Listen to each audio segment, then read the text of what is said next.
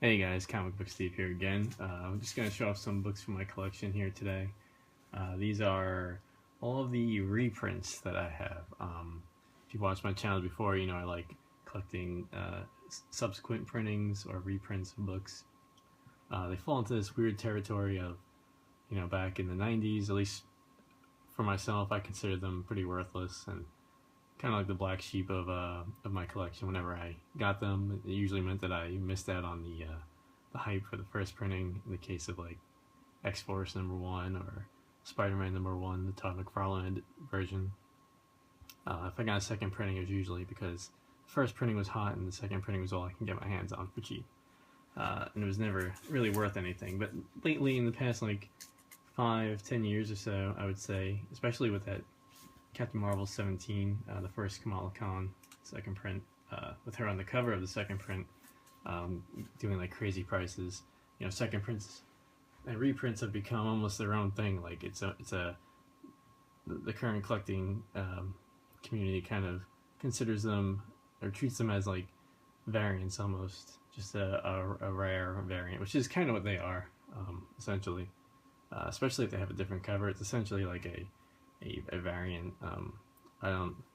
I think the collecting community now just doesn't like make a real distinction between a reprint and a variant, or treats them kind of the same, if you know what I mean. But anyway, so I wanted to go through the ones in my collection.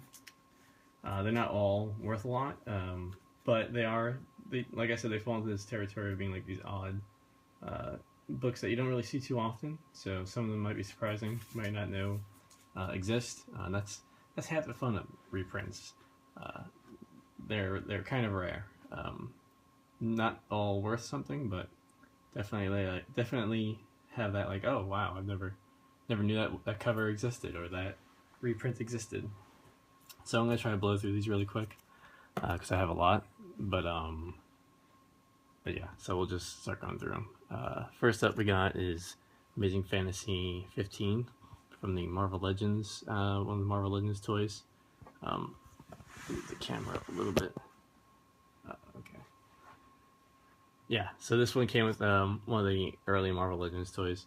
A lot of those I didn't keep. I tried to keep the Spider-Man ones. I wish I kept them all, but this one made it through, so I was glad about that. And then we got Amazing Fantasy 15, the recolored edition that came out in 2011, I think. I see weird prices for this online, weird asking prices. I got it for like $1 or $2 about a year ago, but I see some people on eBay trying to sell it for $30, $40. I don't know if anyone buys it for that, but it's definitely kind of a cool book to get.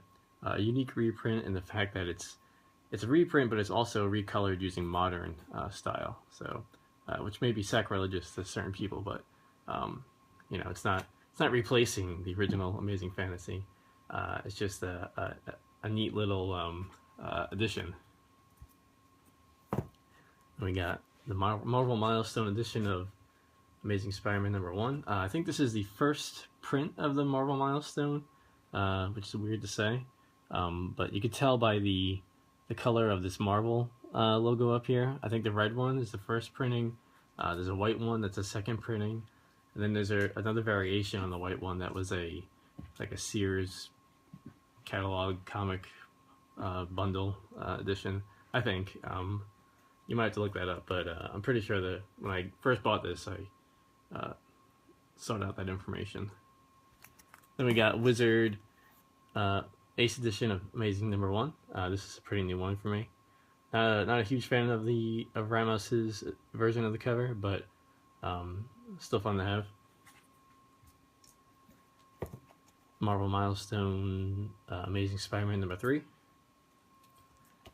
Wizard Ace Edition of Amazing Spider-Man #3, first Doc Ock. Amazing Spider-Man 41, first Rhino. This is from the Spider-Man Rhino 2-pack. Amazing Spider-Man 101, the second print. This came out many years later, after like decades later. I think this was like a 70s book, and this second print came out in the 90s when just before they were going to do the 90s Morbius solo series. I really like the silver background, gold background second printings that they used to do. This is Amazing Spider-Man 150 Marvel Milestone Edition. I think this came with some set, that's why there's no price on it. I can't remember where it came in, but yeah, so there's that one. Amazing 252 from the Spider-Man's Classics Marvel Legends figure, signed by Ron Frenz. Amazing Spider-Man 265, second print. Same thing with the Morbius book. This came out just before the Silver Sable book of the 90s, so it was like, I don't know, 5-10 years later from the original printing. You can see by the by that corner blurb up there that it was meant to give new readers to Silver Sable an introduction to her first appearance. Amazing Spider-Man 292 Classic. This is I think this was a mail order distributed by So Much Fun Inc. I got this for $1 not too long ago. It's a little beat up, the copy. I wish I had a nicer copy of this, but still fun to find in a dollar bin, so can't beat that. Then we got this guy, Amazing Spider-Man number 300, the Marvel Collectible Classic Edition. Pretty expensive book. It kind of rubber bands a lot in terms of price. I think maybe a year ago this was more expensive than Amazing 300, the regular edition, but I think it's now, you know, either at the same price or just a little below that, depending on when you're looking at eBay sold prices. But it's definitely one of my favorites. Love those chromium covers. Amazing 361, second print. 362, second print. Amazing 509, the director's cut, when Marvel did had that weird habit of like re-releasing books as a director's cut edition. I guess it's kind of a weird use of the word. Director's cut implies that there was more to the story that was cut out, and this, you know, has those added in. But really, all this is it adds in like pages in the back that include like a script maybe, or like commentary on the script. So it's not a director's cut as much as special features. I don't know. They're trying to use that wording that's used for DVDs and movies, but it doesn't really fit. They did this for a few books in the mid-2000s, but it didn't really catch on too much. Amazing 529, third printing. This is the first appearance of the Iron Spider-Man book, or Iron Spider-Man costume from Civil War. 532, second print. Amazing 537, second print. Amazing 539, second print. Love that cover. Nice homage to the Amazing Spider-Man 100 cover. Amazing 568, second print. 570, second print. Awesome cover. Nice fold out cover, or I mean a wraparound cover. 571, second print. 583, second print. Sorry, I'm a little sick this weekend. 583, third printing, and 583, the fifth printing. I used to have the fourth printing. I had gotten rid of it during my comic purge of the year, mid-2000s. But this one I just picked up recently for like 99 cents on my comic shop. Not in a real rush to get the fourth printing. If I find it for cheap, I'll pick it up, but it's not like a huge need.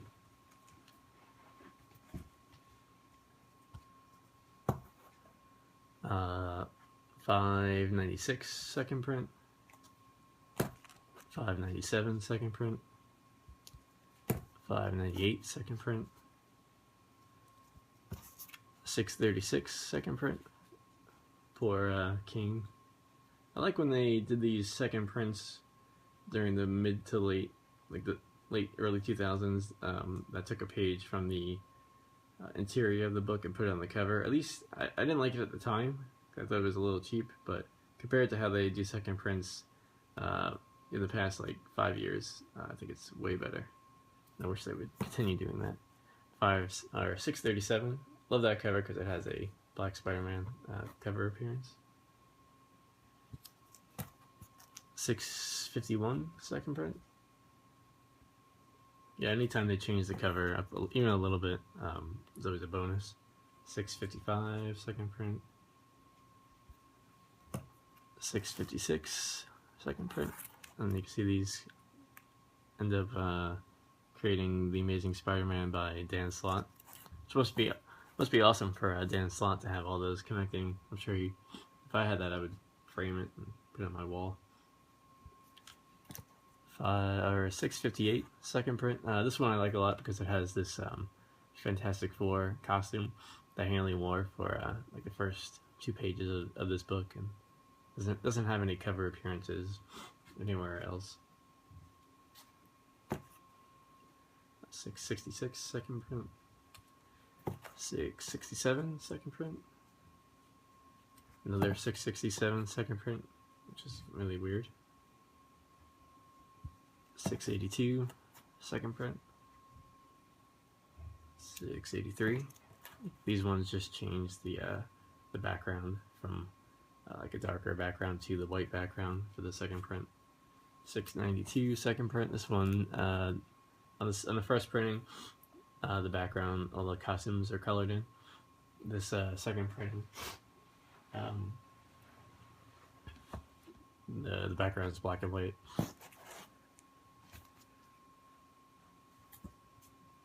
And 698 second print.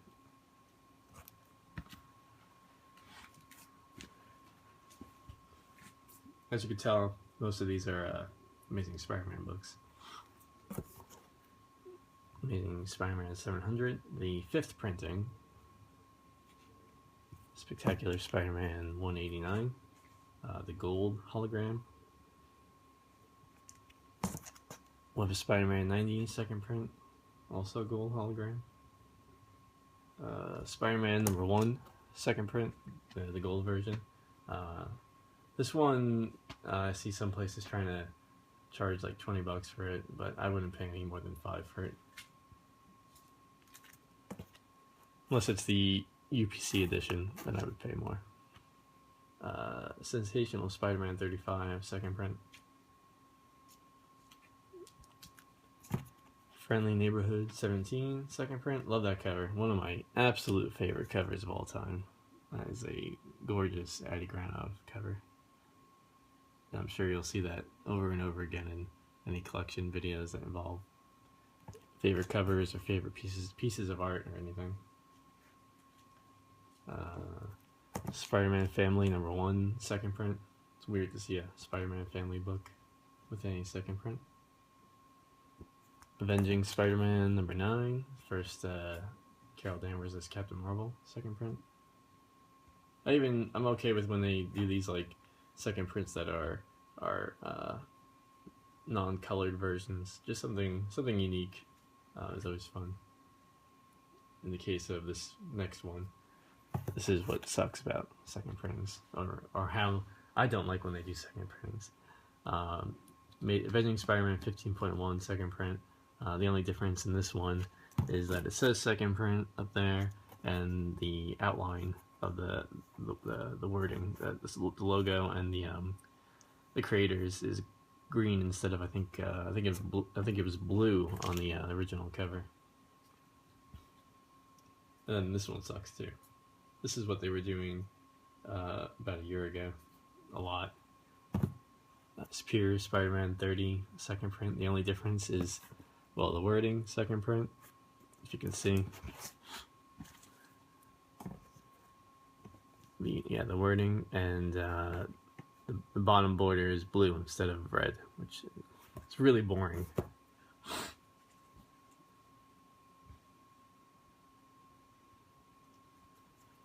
Spider-Gwen 0 second print. That's pretty recent. I'm okay with that. It's better than just the border. It's not. I think they could do a little more, but the background on this is that blue instead of like a darker brown, I think it was. Spider-Gwen #1, the third printing. This one's green instead of blue, or instead of red. I think red was first printing, blue was second printing, and then green was third printing. True Believers, Spider-Gwen #1. Edge of Spider-Verse 2, second printing. Edge of Spider-Verse 2, third printing, which is a gigantic improvement in the subsequent printing covers. I was happy about that one, but then with the fourth printing, they went back to just, you know, a different color for the logo and the border. And then same with the fifth printing. It's just the orange instead of green or blue or purple or whatever. Ms.Marvel #1, 6th printing. And Ms.Marvel #1, 7th printing. Actually, you know what's weird here? The 7th printing has that AR next to the numbering on the right corner. The 6th printing doesn't have that. I wonder if that, if there's like an AR thing inside, or if the cover, you can do something AR with it. I don't know. Kind of weird, but I do like this cover because it's a mix of a non-colored version and the colored version, and then they also did the logo border change, so that was kind of fun. And then True Believers, Ms.Marvel #1. Incredible Hulk 377, second print. Incredible Hulk 106, the third printing. Hulk #1, the second print. That's the issue with the first Red Hulk. True Believers, Hulk, Planet Hulk, the part 1. They call it Incredible Hulk #1, but it's Planet Hulk #1, or I think it's issue 92, I think it was.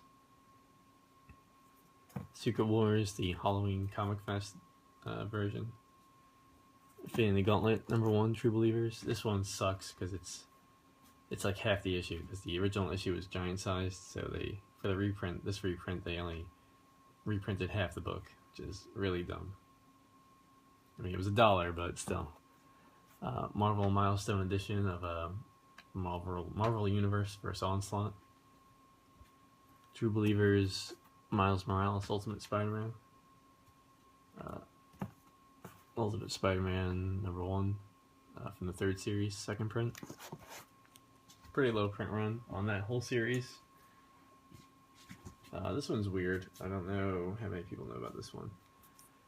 Venom Death Trap the Vault. This is a reprint of a graphic novel from the early days of Venom, so probably like 90, 91, maybe even earlier than that, even not, probably 90, 91, I would say.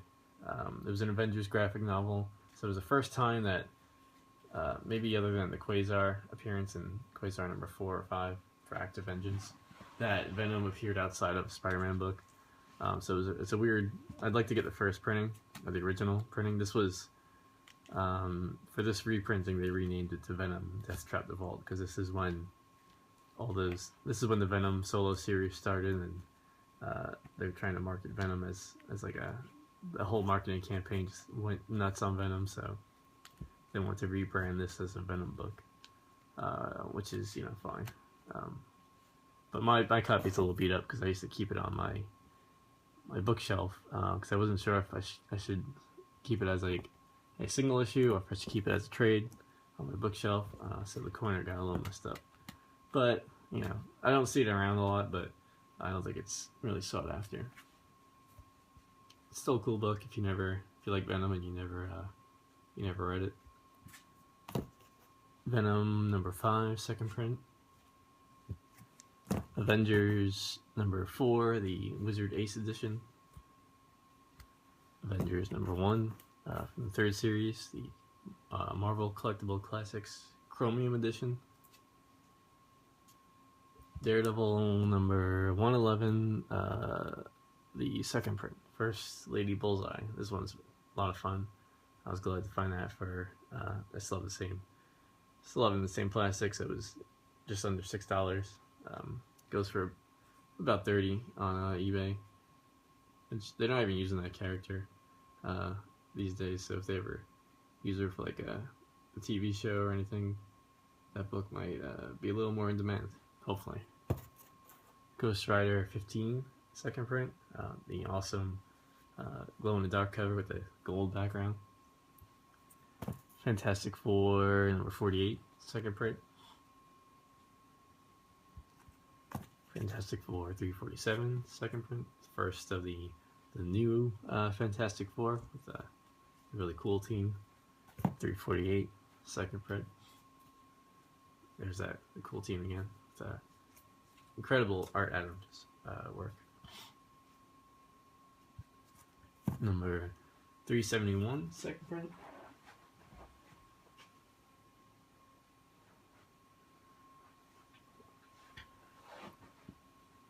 Oh man, this cold is driving me nuts. Mighty Avengers 13, second print. This is the first Secret Warriors. And this one has them on the cover. It used to go for about 30, 40. I think it's cooled down a bit, but still not too easy to find. Secret Avengers 23, second print. Flash Thompson Venom joins the team, which is awesome. It's a great Art Adams cover. The Coming of the Avengers #1, which reprints Avengers #1 as a recolored, kind of like that Amazing Fantasy, which is pretty fun if you haven't seen it before. Invincible Iron Man #10, second print, first rescue armor. Again, another one that can range from about 30 to 40 depending on the auction. Invincible Iron Man 15, second print. Black Panther #1, second print. A lot of these are second prints. X-Force #1, second print. This one is X-23 #1. It says limited edition. Marvel had this weird thing, this weird moment in time during, I think it was let's see, what year was this? 2005, or yeah, around 2005, where they would call second prints limited editions, as you can see here. So I think this one was one of those, not a variant cover. I think it was the second print, but I'm not 100% on that. Marvel Comics #1, the Ace edition. I hate that cover.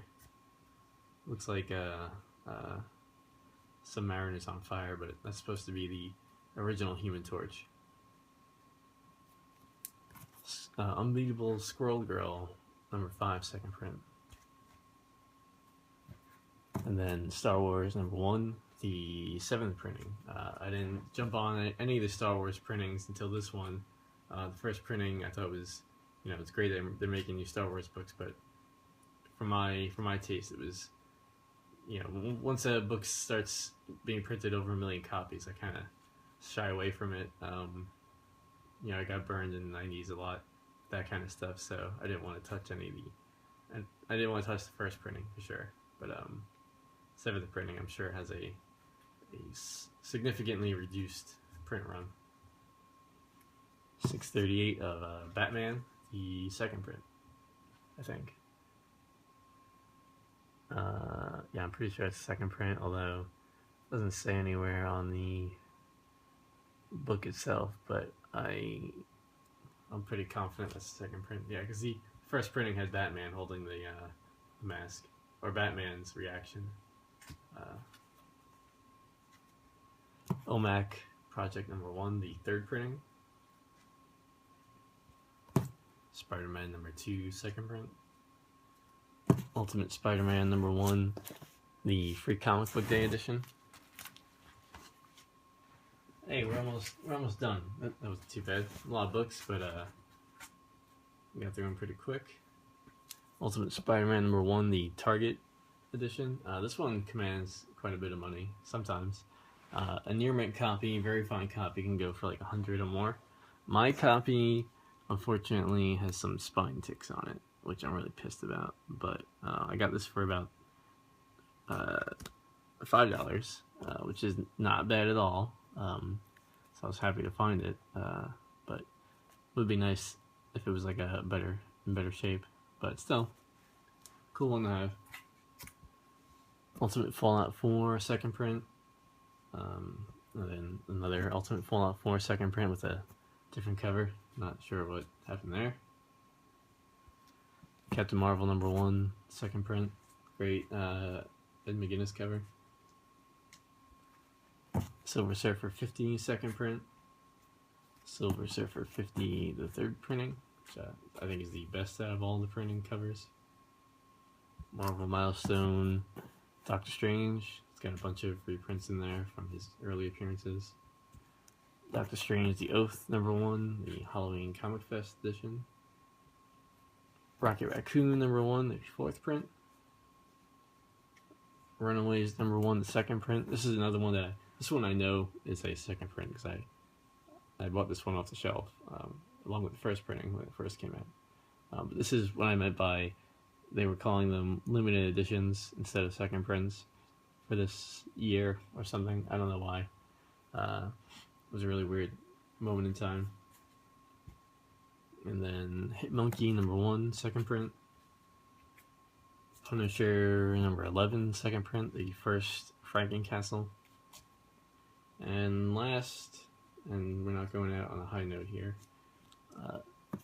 Uncanny X-Men 281, the second print.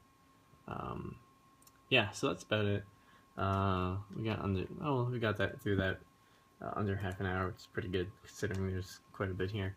But yeah, so hope you guys enjoy that. Like I said, I enjoy second printings. They're kind of like this weird oddity that sometimes you don't know about them, sometimes you do, but I find it fun to find them. I find it fun to hunt for them because they're a little more difficult to find, but they're not always more expensive. So it's fun to get, and it's doesn't hurt the wallet too much. And then sometimes they do go up in price, which is a nice surprise. So yeah, thanks for watching, guys, and I'll talk to you all later.